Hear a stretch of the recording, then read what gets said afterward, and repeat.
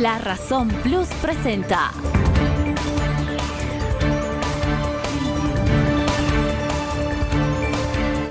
La Razón Radio, una manera distinta de contar las noticias y marcar el ritmo de ellas. Actualidad, entrevistas y comentarios.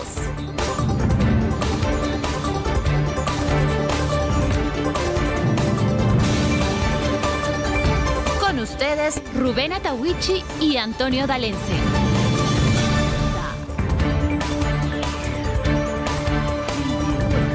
La noticia ayer política, Rubén, finalmente... Finalmente el movimiento al socialismo, el ala arcista, ha definido ya el rumbo de ese partido.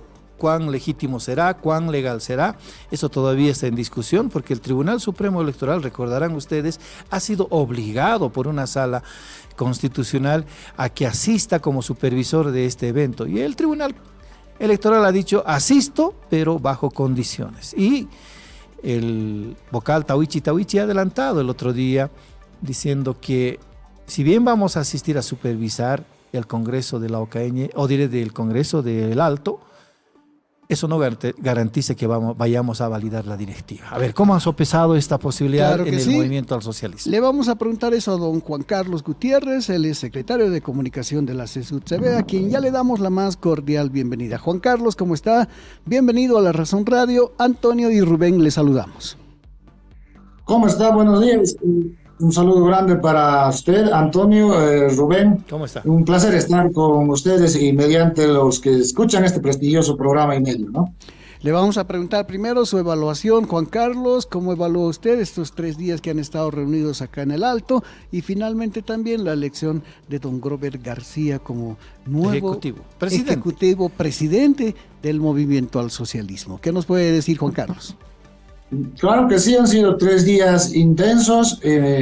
Miren, mi tiempo que he tenido de participar de congresos, siempre tiene su propia dinámica, los usos y costumbres y todo eso, pero ya llevar un congreso que está dirigido por una ley, en este caso de ley de partidos y agrupaciones políticas, pero en especial de un árbitro, ¿no? Que haya un árbitro, en este caso que haya el órgano electoral que esté en el lugar velando, viendo todo procedimiento que se cumpla, y el estatuto es donde nosotros teníamos que cumplir, una tarea bastante difícil, pero es realmente un reto importante. Más allá de todo, nosotros aquí no ha habido como lo puedo decir, en todo este congreso, el interés personal, tampoco el interés sectario de alguna organización. Han entendido muy bien todas las organizaciones, es muy complicado dirigir un congreso como este que se ha llevado adelante, compuesto por todo. Estamos hablando de un país, estamos hablando de diferentes lenguas, estamos hablando también de diferentes pensamientos, pero el objetivo principal creo que hemos podido cumplir. El objetivo principal, el enfoque que hemos tenido nosotros es realizar este congreso y recuperar nuestro instrumento, más allá de las otras posiciones que pueda haber. Entonces eso se ha cumplido, se ha ido cumpliendo paso a paso. La acreditación que ha durado, mire, desde las 2 de la tarde del día, después de la inauguración del día viernes, cuarto intermedio, se instaló en la mañana, del sábado, a las 2 de la tarde, con todo el ingreso, el control, y hasta el otro día, el día domingo en la mañana, se ha concluido con la acreditación, verificando delegado por delegado que sea del instrumento. Y bueno, es así como se ha llevado adelante, y allá después, ¿no?, concluyendo con una nueva directiva que es lo más importante a la cabeza de una persona de esta nueva generación. Estamos hablando del hermano Grover García, que está a la cabeza. Y entre eso, muchas resoluciones que se han podido aprobar a partir del trabajo de 5 comisiones que trabajaron de manera disciplinada y presentaron, obviamente, a los congresistas para su aprobación. Ahora, Juan Carlos, a ver, se ha observado la representación de las distintas organizaciones. En el caso del movimiento al socialismo, ¿qué federación o cuál es la organización? ¿Qué movimientos regionales asistieron del MAS? Por decir, más Santa Cruz, más Beni, más Pando, si nos puede precisar, porque también ahí hay un quiebre, no todas las departamentales están del lado del Pacto de Unidad. Es importante que podamos entender un poco el tema departamental, cómo está funcionando. Nosotros como Pacto de Unidad a nivel nacional también existen los pactos internos que son a nivel departamental y a nivel de provincia, en donde encabezan. En algunos casos hay interculturales en algún municipio, por ejemplo, en algunos casos no, solo hay Central de Campesinos y hay Bartolinas, pero dentro de toda esa estructura interna existen organizaciones quienes son afiliadas al MAS, ¿no? Afiliadas de manera directa al MAS. Entonces son esas quienes van participando. Ahora, es importante también que ha estado a nivel nacional y a nivel municipal, departamental, los trabajadores, algo muy histórico. En Bolivia hay historia. En Bolivia en el 52, por ejemplo, le digo, quien encabezó todo un proceso ha sido obviamente el movimiento obrero, pero de ahí en adelante ya la lucha que de este proceso de cambio lo encaró en este caso las organizaciones sociales, el Pacto de Unidad, pero ayer han estado en estos 3 días, han estado estas dos fuerzas importantes. En este caso, ¿no? Las organizaciones sociales en Bolivia, en donde están aglutinadas todos el tema también de los obreros, como es la Central Obrera. Entonces, ahí podemos ver la participación de diferentes a otras organizaciones departamentales. En el caso de Beni, decía, dentro del Beni hay un pacto de unidad a la cabeza de la federación. Estuvo en sus ejecutivos, estuvieron su gente, pese a la distancia. En Santa Cruz, un poco complicado, porque también en Santa Cruz ha estado metiendo su mano los evistas, dividiendo, imponiendo a dedazo a algunos dirigentes, pero eso se va a ir consolidando. Las bases han estado presentes, especialmente los congresos están compuestos por gente de las provincias, por gente de los departamentos, y eso se ha podido demostrar en la inauguración y luego ya en la acreditación.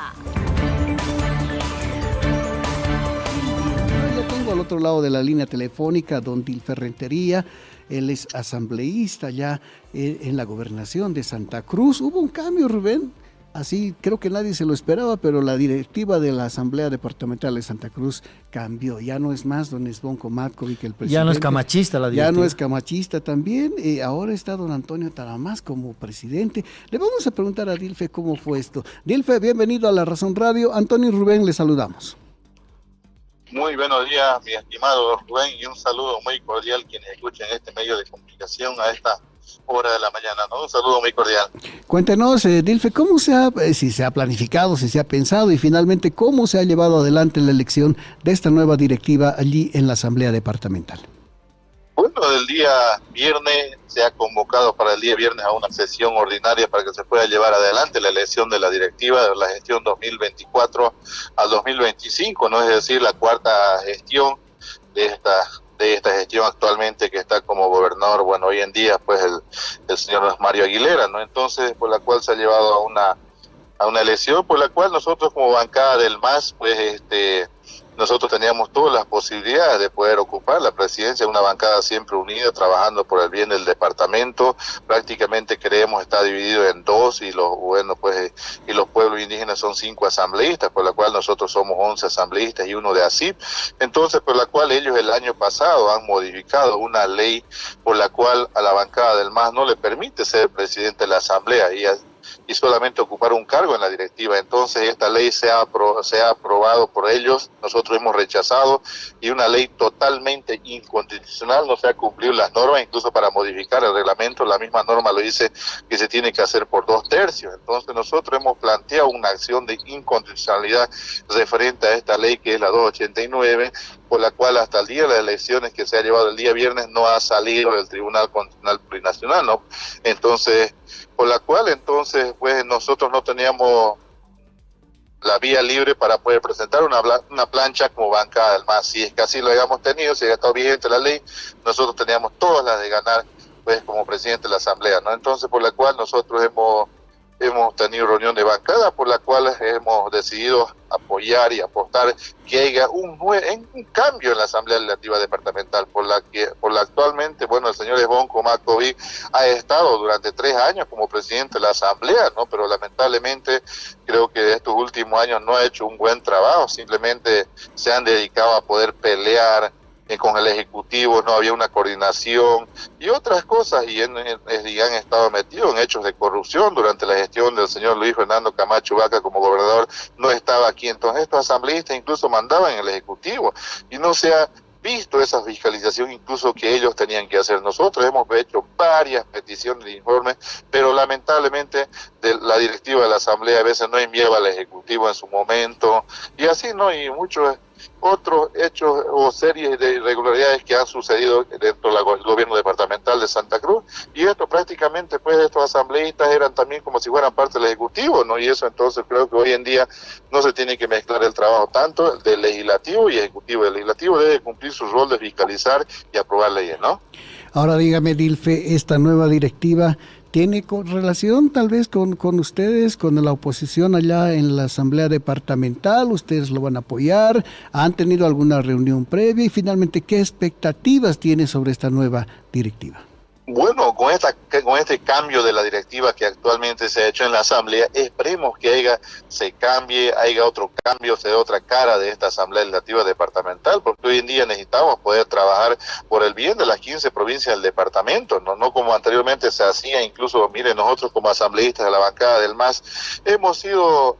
Bueno, no había un trato tal vez como a todos los asambleístas, un trato muy mal, podría decir. Incluso ni siquiera se nos daban las condiciones dentro de la Asamblea Legislativa Departamental. Prácticamente nosotros solamente teníamos la bancada, con la oficina solamente la bancada, y ni siquiera teníamos derecho a utilizar siquiera el vehículo de la Asamblea Legislativa Departamental. Desde el día que ha sido detenido el señor Luis Fernando Camacho, nos han quitado la secretaría, una secretaría que nosotros teníamos en la bancada, una secretaria, es decir, ¿no? Entonces, y así nosotros teníamos una comisión por la cual éramos presidente de la bancada del MAS. También el tema de la secretaría se nos han quitado desde el día del plan detenido Camacho, y así otras cosas. Hoy en día esa directiva que actualmente ha salido, incluso a los pueblos indígenas tenían asignado vehículos, pero si alguna vez a una ley no lo apoyaban a ellos, prácticamente se les quitaba y todo, se les quitaba el personal, se les quitaba el vehículo que estaba a mano, y así muchas cosas actuaban como ellos querían. Yo creo que hoy en día, pues, nos merecemos el respeto de todos los asambleístas, y por la cual de todos somos lo mismo. Entonces, por la cual esto, pues, nosotros y hemos pedido que se debe dar el trato especial a todos. Lo que se quiere trabajar hoy en día, y hoy en día esta directiva por la cual está conformado por la bancada de Creemos, por la bancada del MAS, por la bancada de los pueblos indígenas, por la bancada de ASIP también. Es decir, están representadas las 4 bancadas que existen dentro de la Asamblea Legislativa Departamental, ¿no?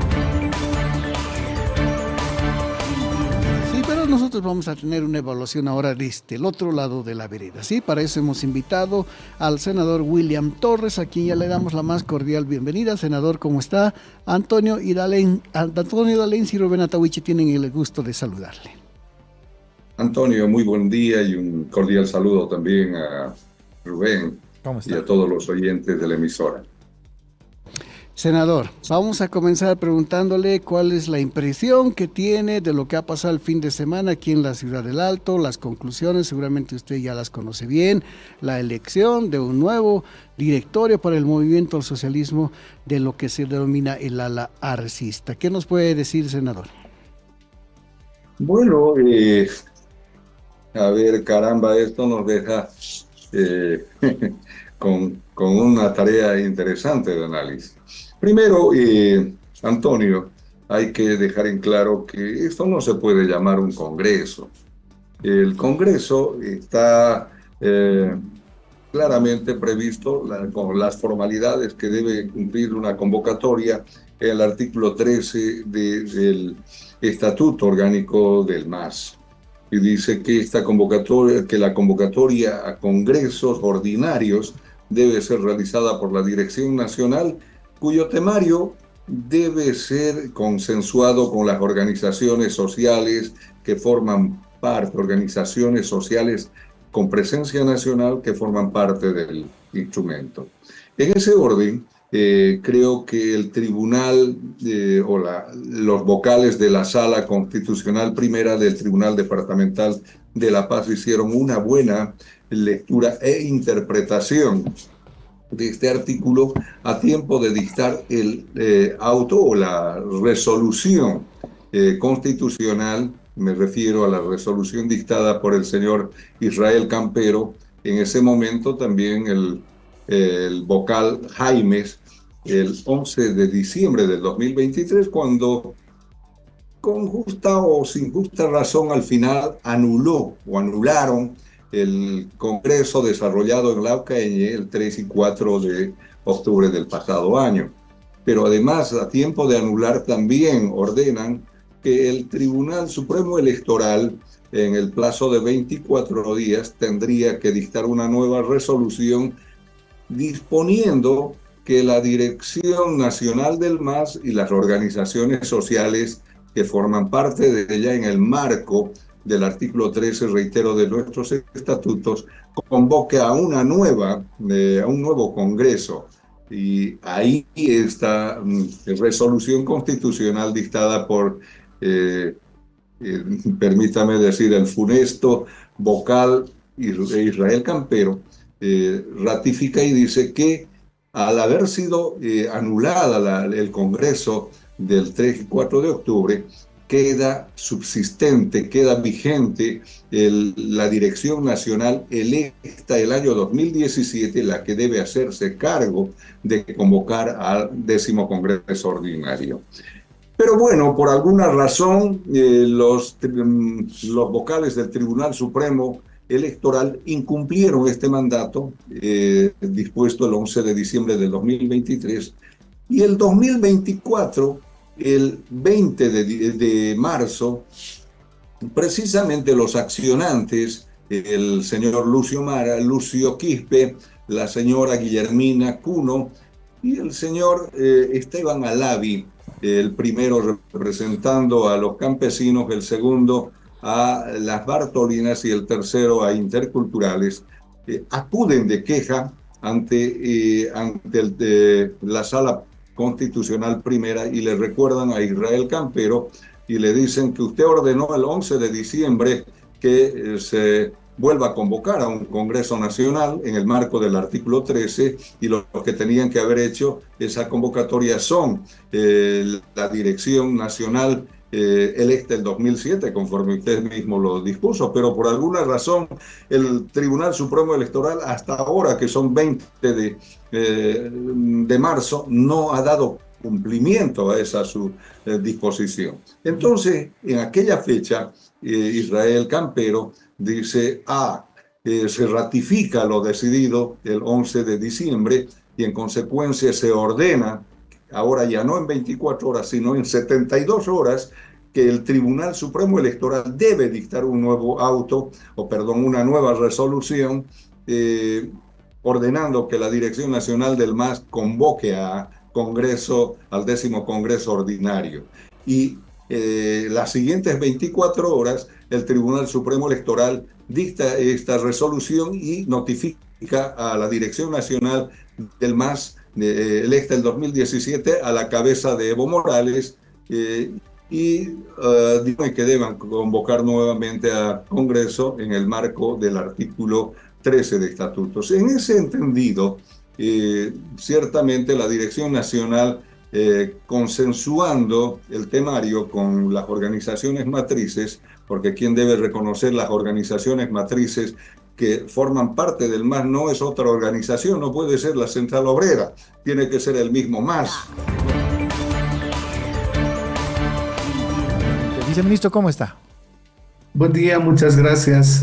Pues siempre es un placer estar con ustedes para informar a nuestra población sobre nuestra campaña de vacunación, que no solamente está abordando el tema de la influenza, sino que también tenemos las otras vacunas del esquema que necesitamos también promocionar y hacer que nuestra población también cumpla con estos esquemas. Viceministro, nuestro colega Antonio Dolense percibía filas ya en los centros de salud en los que las personas se están vacunando. ¿Qué vacunas están a disposición, viceministro? Pues para esta campaña de influenza, pues están destinadas ya estas vacunas a esas poblaciones vulnerables que las llamamos, a esas poblaciones de riesgo, de los 6 meses a los 12 años, de los mayores de 60. Estamos con las personas con enfermedades de base, personal de salud y también con las mujeres embarazadas. Esta es para la vacunación contra la influenza que estamos promoviendo ahora en estos días previo a esta temporada de invierno. Hemos visto, yo le decía, viceministro, al comenzar la transmisión, nuestra transmisión, que me sentía contento porque he visto filas acá en los centros de salud que tenemos en la zona sur, y eso está bien, quiere decir que la gente se está preocupando. ¿Cuánta gente ya se ha vacunado, viceministro? ¿Cuánto tenemos calculado? Y lo que decía Rubén, aparte de la influenza, ¿de qué más me puedo vacunar? Bien, estamos en el rango de, hasta el día de ayer teníamos un reporte de 33.360 vacunas aplicadas. La Paz sí ha tenido una buena respuesta en lo que hace a población mayor de 60 años. Estamos también con el personal de salud que han estado aplicándose, más de 1.100 personas del recurso humano en salud también ha acudido. Algunas dificultades con los menores de 1 año, a quienes estamos también procurando vacunar, y el personal de salud, te decía, ¿no? Son las mujeres embarazadas muy bajo también que están acudiendo a esta vacunación. Pero en líneas generales, Santa Cruz ha estado vacunando como 11.000 y La Paz como 9.000. Estamos por ahí. Lo que sí necesitamos que esto se acelere porque estamos indicando que es una vacunación de invierno. Entonces es mejor prevenir ahora, ¿no es cierto? Estar preparados para esta temporada fría que se avecina. ¿Podemos recordar en el registro del Ministerio de Salud cuántos fallecidos ha dejado la influencia hasta este momento? Son 14 personas que han fallecido y 12 en Santa Cruz. Hace 2 días nada más han fallecido 4 más, y luego en Tarija han fallecido 2. Con eso serían los 14 casos que hemos tenido de fallecimiento. Un común denominador para esos, y esto debería de llamarnos a la reflexión, es que todos tenían una enfermedad de base, ya sean los menores, los niños que han fallecido, uno de 7 meses, de 9 años, de 11 años, de 17 años, había una patología de base. Y los mayores que han sido mayores de 60 años, también con enfermedades de base. Entonces, es esa la población a la que tiene que acudir más rápido, de manera más pronta, para poder protegerlos. Viceministro, ¿podríamos explicar esto del tiempo, lo que está pasando ahora? Porque hemos escuchado incluso acá algunos colegas decir, no, pero todavía falta para el invierno, cuando llegue el invierno hay que vacunarse, en fin. Y no. Eso ha cambiado, viceministro, algún rato lo hablamos con usted. Sí. Recordemos lo que ha pasado con el brote de Santa Cruz. El brote de Santa Cruz se ha presentado en una temporada que para nosotros nada que ver con invierno, no había ni siquiera un frente frío, ese surazo que llaman ellos, sino eran con temperaturas de 35, arriba de 35 grados. Lo que tenemos que mencionarles es que hay un comportamiento inusual de los virus, ¿no es cierto? Ahora en esta temporada del cambio climático hacen lo que les da la gana al virus, ya no respeta lo que decíamos, temporadas estrictas de las estaciones del año. Entonces nosotros estamos sintiendo frío ya anticipado. Entonces, por eso es que les estamos diciendo que previo al invierno vayamos a protegernos. El invierno empieza el 21 de junio, estamos como a un mes. Entonces, creo que es la temporada adecuada para poder soportar este cambio climático que vamos a sentir. Ahora, ¿en cuánto está calculado, qué cantidad más o menos se ha calculado de personas que pueden estar dentro de estos grupos de riesgo, viceministro? ¿Hasta cuándo es el plazo para ellos? Y después, ¿cuándo ya podría el resto de la población vacunarse? Miren, nosotros hemos calculado, de acuerdo siempre a cómo nos ha estado yendo en las anteriores campañas, y le hemos aumentado ahí un 10%. Estamos pensando que con 1.6 millones están dentro de esos grupos priorizados, y tendremos una cantidad para alguna contingencia o para las personas que también así lo dispongan posterior al 31 de julio, que sería nuestra fecha límite para esta campaña contra la influenza. Comenzamos con nuestra primera entrevista. Tenemos nuestra agendita. Tú sabes, Rubén, que a raíz del incremento salarial Lo habíamos anticipado. ¿Van a haber este tipo de repercusiones? Bueno, hay varios sectores que ya están anunciando, acuérdense de los colegios que quieren subir las pensiones. Ahora también el sector del transporte está analizando la posibilidad de un incremento a los pasajes. Entiendo que se va a hacer un análisis técnico, en fin, pero de todo ello vamos a hablar, Rubén, con don Mario Silva. Él es ejecutivo de la Federación del Transporte 1 de Mayo. Le vamos a dar la más cordial bienvenida. Mario, ¿cómo está? Bienvenido a La Razón Radio. Antonio y Rubén, les saludamos. Muy buenos días, Rubén, muy buenos días, Antonio. ¿Cómo está? Para más o menos, quien les habla, Mario Silva, yo soy asambleísta departamental, claro que representando siempre a los transportistas del Departamento de La Paz, a los 87 municipios de La Paz, hermano. Qué bien, asambleísta también, entonces lo saludamos. Queríamos hablar con usted justo de esto, de la posibilidad y del pedido, porque muchos de sus afiliados han pedido ya de que haya un incremento en las tarifas, una nivelación, como le llaman también. ¿Qué nos puede decir? ¿Está en análisis? ¿Se ha conversado entre ustedes, Mario? Sí, justamente la Confederación de Choferes de Bolivia en este fin de semana va a tener un ampliado a todos los, ¿cómo se llama? Todos los municipios, tanto de Santa Cruz, Cochabamba, La Paz, los 9 departamentos, para ver y tocar este tema. Ya, pero nuestro ejecutivo Lucio Gómez ya había dicho que el pasaje sería 3 bolivianos y para los mayores estudiantes 2 bolivianos. Desde ahí partimos, no es un aumento de pasajes, sino es una nivelación. Se debe acordar, hermano Antonio, el 2015-16, aquí en La Paz habíamos pedido una nivelación que se ha dado por 50 centavos. Era unos 52 bolivianos.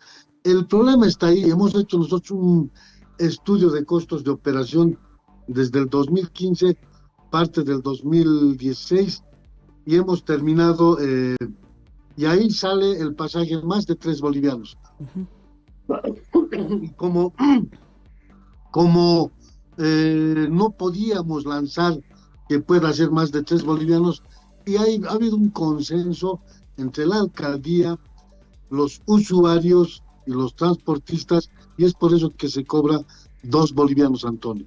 Ahora, Mario, ¿usted ve posible un incremento ante la situación complicada que viven los paseños? Más allá del incremento. El incremento, Antonio, lo hemos dicho en La Razón, va a beneficiar de 6 millones de personas económicamente activas. El incremento salarial. El incremento salarial a 1 millón. O sea que no es el conjunto, entenderá también Mario, de la población que usa vehículos de transporte público el que se beneficia de estos aumentos. ¿Usted cree que la población va a soportar un incremento en los pasajes del transporte público? Sí, mire, lo que dice la ley 165 del transporte es claro, cada 2 años se debería analizar y hacer los reajustes, pero no hemos hecho nosotros a partir del 2015. Y aquí viene el problema, los sueldos prácticamente, si hablamos del 2015, era 1.500 a 1.600, hoy por hoy son 2.500, han subido casi el 90%. Y si vamos a hablar en la canasta familiar, solo en la canasta familiar, un huevito estaba entre los 30 centavos, 35 centavos. Y esto sé que los que me están escuchando, las amas de casa, se dan cuenta. A partir de eso sube, ahora es un boliviano. Sube más del 150%. Y el problema mayor está en los repuestos. Los repuestos suben desde aproximadamente desde 350% a más de 400. Esto ya nos calculan de acuerdo al dólar. Eso hace que los transportistas, el pasaje que teníamos totalmente ya no cubre los gastos de operación. Por esa razón ya estamos justificando cuál es el problema que tenemos. Aquí se benefician todos los hermanos gremiales, se benefician todos las tiendas de repuesto, o sea, todos se benefician y no así el transporte. Por eso es ese análisis de nuestra Confederación de Choferes de Bolivia, por eso va a haber un ampliado y ahí es donde se va a definir muchísimas cosas. Pero también quiero decirle, Antonio, yo como autoridad y como parlamentario departamental, justamente he sido ejecutivo departamental de la Federación Primero de Mayo, conozco cómo es el trabajo allá y yo quiero decirle a las 87 alcaldías del Departamento de La Paz, ya se debería estar trabajando, o yo creo que ya están trabajando el estudio de costos de operación en cuanto a pasaje, que es importante para no tener más allá muchos problemas. Estamos ya en contacto con el diputado Juan José Jáuregui, presidente de la Comisión de Constitución de Diputados. Con él vamos a hablar elecciones judiciales. ¿Serán posibles las elecciones judiciales? Otra vez estamos en el tira y afloje de agosto, septiembre, octubre, noviembre, diciembre. Buen día, diputado. Le saludamos Antonio D'Alencia y Rubén Atahuichi. ¿Cómo está? ¿Cómo está, Antonio? Muy buenos días. Rubén, también muy buenos días. Y, por supuesto, a través de tan importante medio de comunicación, muy buenos días a los gentiles radioescuchas. Buen día, pues, diputado. Al final, ¿en qué situación se encuentra el proceso previo a las elecciones judiciales? Todo hace prever que este año... Hasta aquí llegamos. Hasta aquí llegamos. Sí. Hay recursos, hay notificaciones judiciales. Uno no entiende, no solamente es el problema de la división en el movimiento al socialismo y la atomización de las fuerzas políticas con representación legislativa, sino también hay otros factores externos que inciden en este proceso. Diputado. Bueno, en realidad no es un escenario sencillo.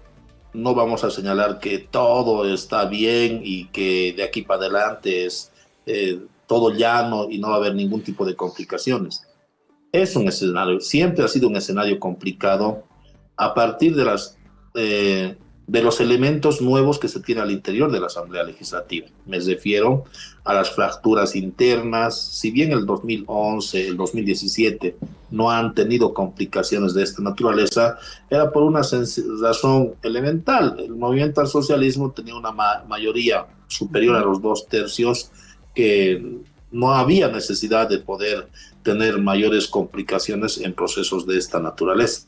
Ahora se tiene una atomización en varias organizaciones políticas, se tiene fracturas internas, posiciones distintas, y son estos escenarios de colisiones al interior de la Asamblea Legislativa que son escenarios propicios para que se interpongan recursos constitucionales cuando se activan procesos de esta naturaleza. Hemos ido conociendo varias aseveraciones por parte de fundamentalmente actores políticos que han ido atribuyéndoles responsabilidades a otros órganos con relación a lo que está sucediendo. Creo que hay que ser muy hidalgos.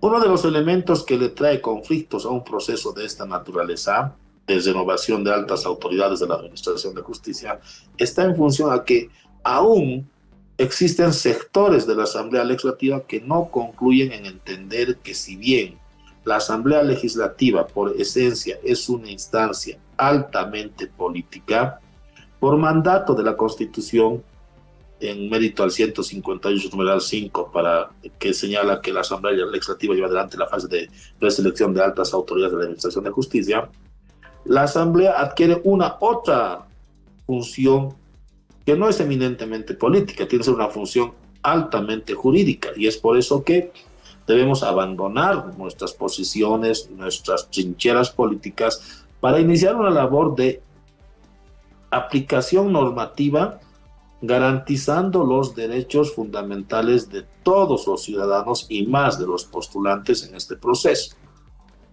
Pero fundamentalmente anticiparte a los acontecimientos, anticiparte a las circunstancias, a las contingencias. Y el elemento recursos constitucionales, amparos y la acción popular que se ha activado, ya lo habíamos ido advirtiendo en varias oportunidades que producto de la imposición por parte de sectores era previsible que tenga que existir recursos de esta naturaleza. ¿Por qué?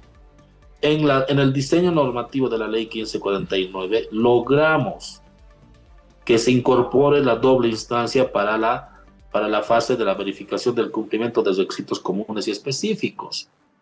Pero para la fase de evaluación no logramos tener éxito con este objetivo. Y el postulante que no está de acuerdo con la puntuación que se le confiere luego de la evaluación de méritos, y al no encontrar un mecanismo dentro de la ley para poder reclamar el puntaje que tiene, no tiene otra alternativa que apelar a los amparos constitucionales. Y es el elemento que ha sido recurrente en los mecanismos que se han activado. Del 100% de los recursos constitucionales, el 95% son amparos constitucionales, reclamos de postulantes con relación a la puntuación que se les ha conferido.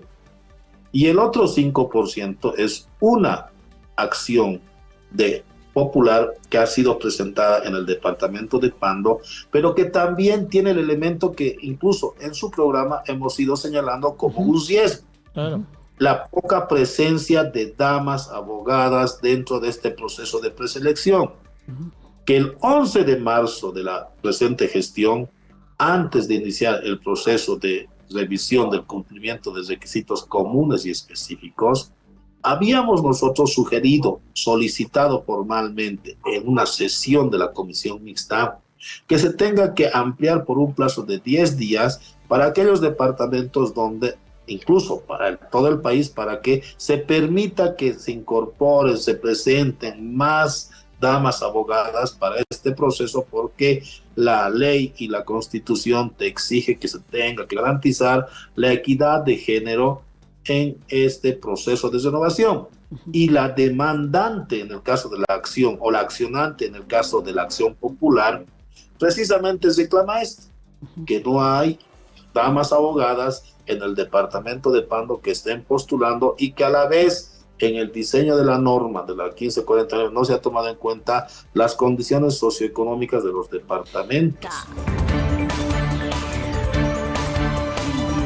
Claro, estamos en contacto con el vocal Gustavo Ávila, ¿no? Él es nuevo, ¿no? Nuevo en el Tribunal Supremo Electoral. Vamos a abordar de este tema y también de otros relativos a la situación de las organizaciones políticas. Vocal, buen día, le saludamos a Antonio Dalense y Rubén Atahuichi. ¿Cómo está usted?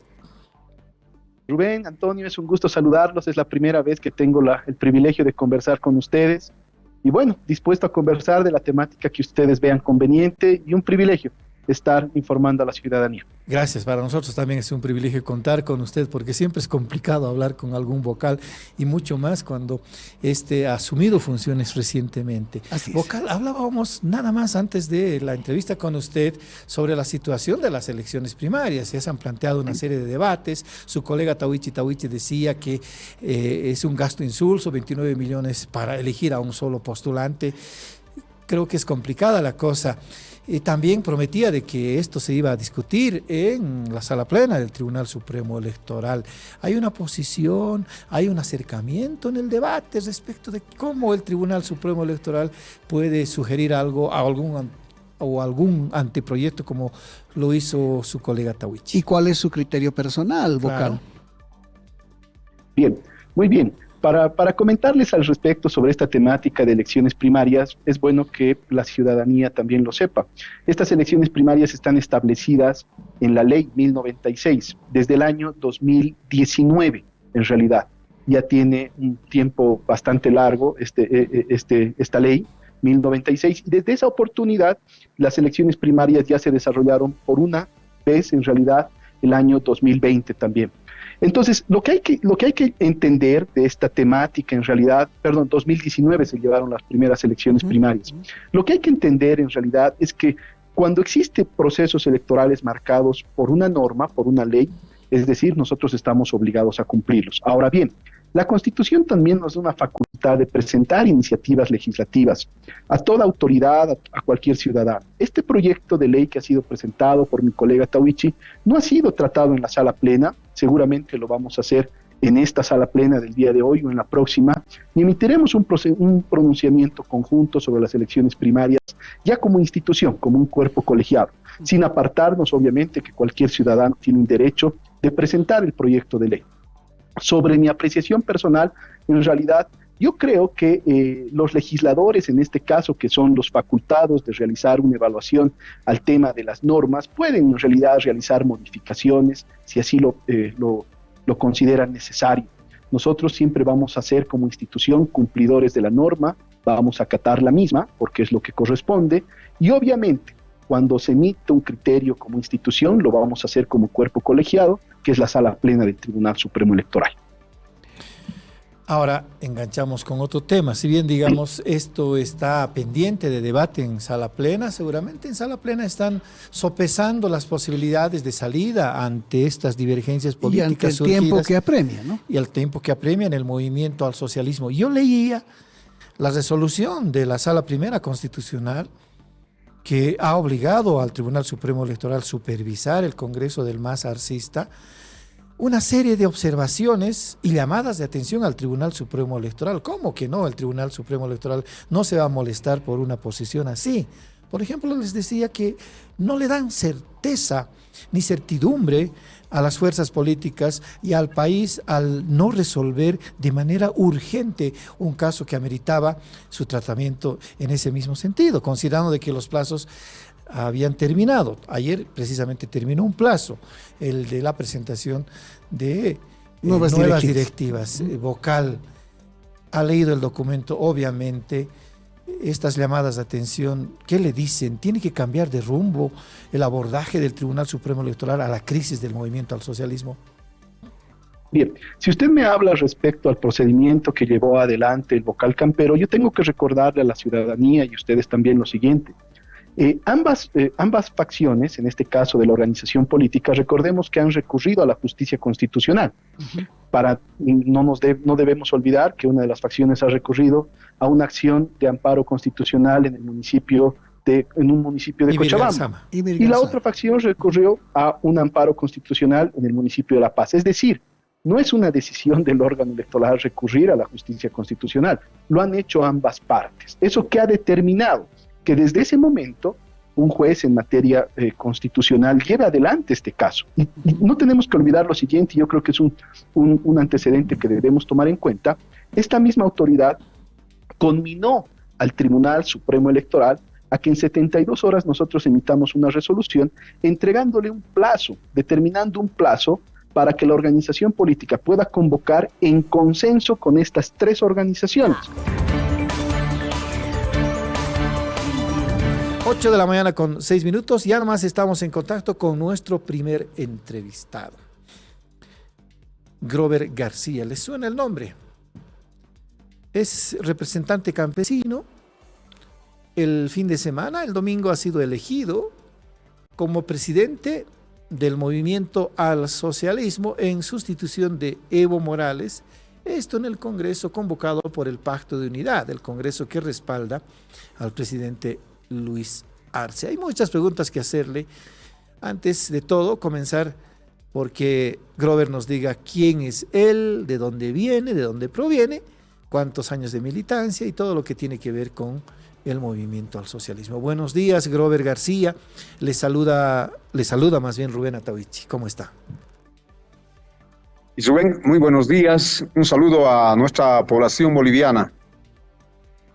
Grover, usted ha sido elegido el pasado domingo como presidente del movimiento al socialismo. No es poca cosa si es que las autoridades del Tribunal Electoral validan el Congreso, validan su elección, porque usted va a reemplazar a Evo Morales si es que las normas que sopese el Tribunal Supremo Electoral lo dicen así. ¿Quién es Grover García? Mi persona, nací en Tiraque, municipio Tiraque, provincia Tiraque. Soy de una comunidad que se llama Comercocha. Estudié en la escuela en Tiraque, colegio en la ciudad de Cochabamba y la universidad estudié en la San Simón. Frente a todo eso, fui alcalde en Tiraque 2010 a 2015. También fui dirigente del MAS IPCP en Cochabamba de 2015 de junio a 2017 junio. También 2017 junio a 2019 junio fui presidente del MAS IPCP. 2 gestiones porque el pueblo me eligió. Y dentro de eso hemos luchado, hemos dirigido de forma política nuestro departamento de Cochabamba esos años. También hemos acompañado el trabajo que ha realizado el expresidente Evo políticamente, coadyuvando todas las instancias en el departamento. Y posteriormente ahora me encuentro por una decisión de las bases de los 9 departamentos, pero ante todo eso quiero felicitar y agradecer a nuestro pacto. El pacto, ¿qué significa? El pacto está compuesto por organizaciones sociales matrices, así como la Confederación Sindical Única Trabajadores Campesinos de Bolivia, la Confederación Bartolina Sisa y un ratito se apagó la luz. También dentro de eso está lo que es Interculturales, la Central Obrera, Central Obrera. Está otras organizaciones matrices como la CIDOP, CONAMAC, y de esa manera los 9 departamentos participaron en este 10º Congreso Ordinario del Instrumento MAS IPCP en Bolivia. Y por ese motivo, en ese Congreso se ha elegido una nueva directiva por una decisión orgánica de todas las organizaciones matrices. Este Congreso fue convocado por los dirigentes nacional del MAS, que ahí están presentes, salientes, y ahora dentro de eso nos delegaron varias resoluciones. A ver, Grover, para continuar con este perfil que nos está contando, ¿cuándo conoció a Evo Morales usted? Prácticamente así de frente, así más de cerca, el 2010. Ya. 2008 a 9. Ya. ¿Cómo fue su relación con el entonces presidente? Como de lugar, hemos visto al inicio de toda su gestión un presidente que estaba a la realidad del pueblo boliviano, que ha despertado mentes, que ha defendido, pero al final de su gestión se perdió en el camino. Ya, pues, seguramente el pueblo sabe. Hola, ¿seguimos en contacto? Sí, le escucho. Ya, ¿y cuándo fue la última vez que lo vio? La última vez que lo vi fue en el 2021, en mes de marzo. ¿Tuvo así contacto personalmente. directo Después con en él? la tele Ya. cada uno ve diario casi, ¿no? Ahora sí, claro, lo vemos todos los días, no solamente lo vemos, lo escuchamos, lo leemos también. ¿Tuvo algún entredicho con Evo Morales o cómo entiende su situación actual respecto del movimiento al socialismo?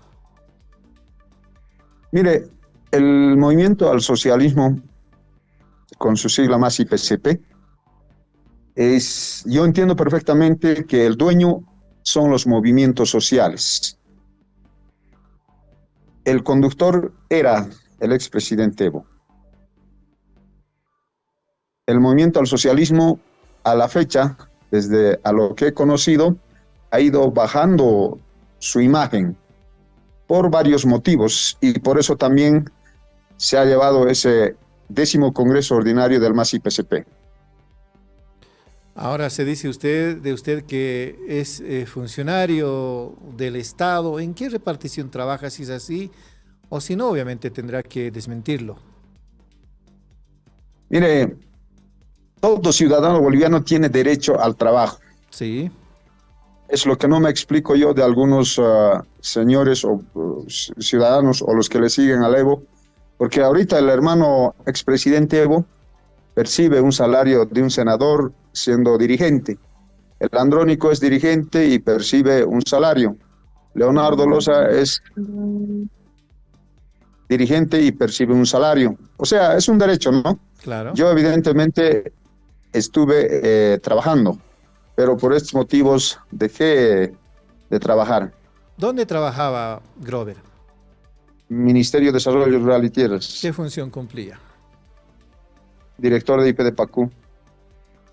Entonces dejó de ser funcionario y ahora obviamente sí, se dedica solamente a la dirigencia. Un poquito, ¿podríamos agilizar, porfa? Ya, vamos a agilizar. Grover, ¿qué piensa de la situación del movimiento al socialismo?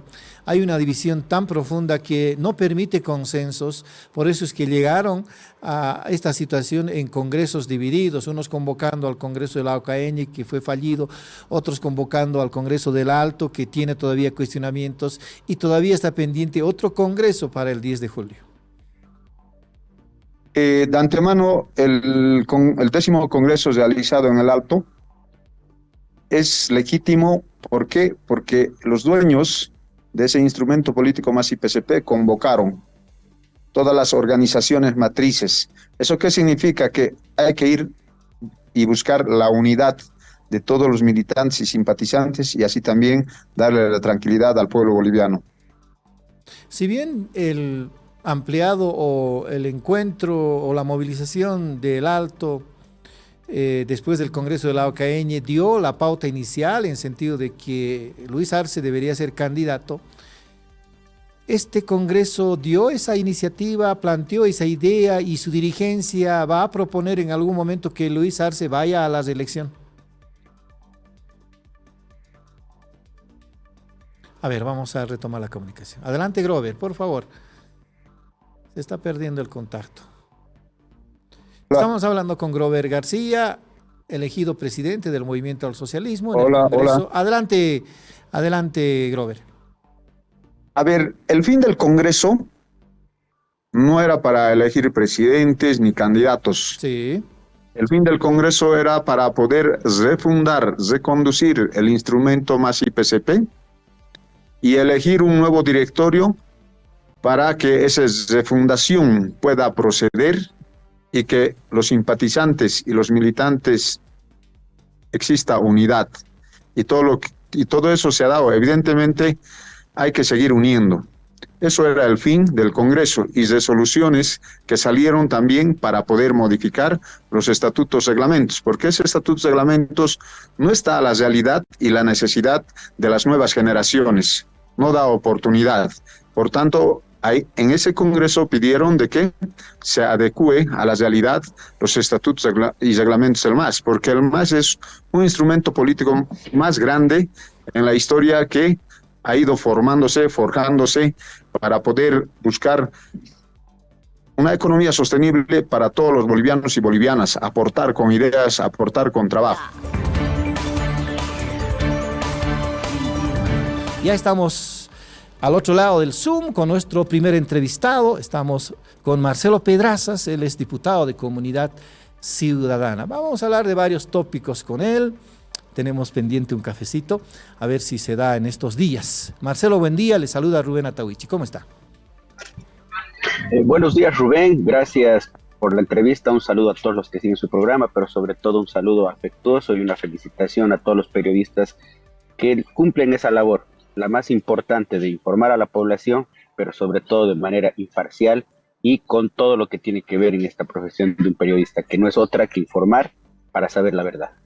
Así es, hacemos ese intento todos los días y el resultado obviamente es que por lo menos tenemos quienes nos leen, quienes nos siguen, quienes comentan nuestras noticias, quienes también confrontan lo que escribimos y bueno, mientras no mintamos a la población, todo va a estar bien.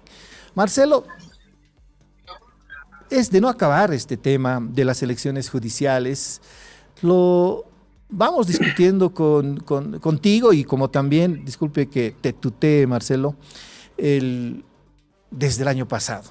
Una y otra entrevista, una y otra conversación, uno y otro debate, siempre el tema central es elecciones judiciales. En abril del año pasado, recuerdo muy bien, habíamos abordado este tema con una serie de legisladores de oposición y de oficialismo, y la respuesta era, hay tiempo suficiente.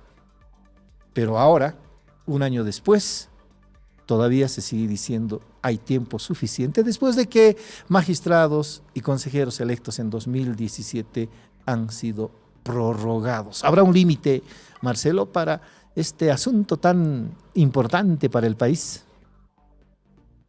Bueno, Rubén, yo creo que parte de la responsabilidad tiene la Asamblea Legislativa. Hay una incomprensión de esta crisis judicial que estamos viviendo, no solamente en el gobierno de Luis Arce, sino que ya se viene prolongando desde la llegada de Evo Morales y esa refundación del país a través de una nueva constitución y una justicia que incorpora nuevos elementos que no ha dado, pero un resultado hacia la población, a quienes realmente debería haber beneficiado, que son los usuarios del sistema judicial. A eso hay que sumarle una oposición que en un principio ha estado liderizada y está todavía con esos resabios de colegas que creen que porque son diputados tienen sueños frustrados de haber sido magistrados y quieren disputar esta elección a partir de una visión netamente jurídica cuando sabemos que es un hecho político y no ha habido esa capacidad desde la Asamblea para que políticamente se pueda generar esos mecanismos, creo yo, primero de coordinación, segundo de comprensión de la crisis judicial y ahí recién hacer una ley de convocatoria. Yo lo digo ampliamente y sin ningún temor siempre a que ha habido errores garrafales de una oposición que sabía además que podía haber un sabotaje dentro de lo que implica el movimiento al socialismo en una elección judicial, porque ellos también están cómodos con estos magistrados que se ponen al servicio del poder de turno. Llámese Evo Morales, llámese el periodo constitucional transitorio de Yanine Áñez o llámese ahora el gobierno de Luis Arce. Y creo que en ese marco es una respuesta totalmente fuera de las expectativas que tenía la población, la respuesta que ha dado la Asamblea desde un punto de vista netamente jurídico y no político para solucionar esta crisis. Chao.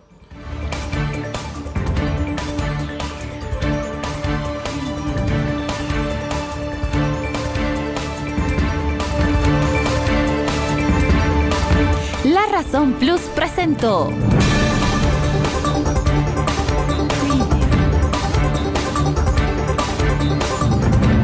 La Razón Radio, una manera distinta de contar las noticias y marcar el ritmo de ellas.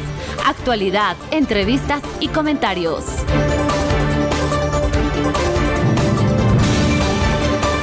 Estuvieron con ustedes Rubén Atahuichi y Antonio Dalense.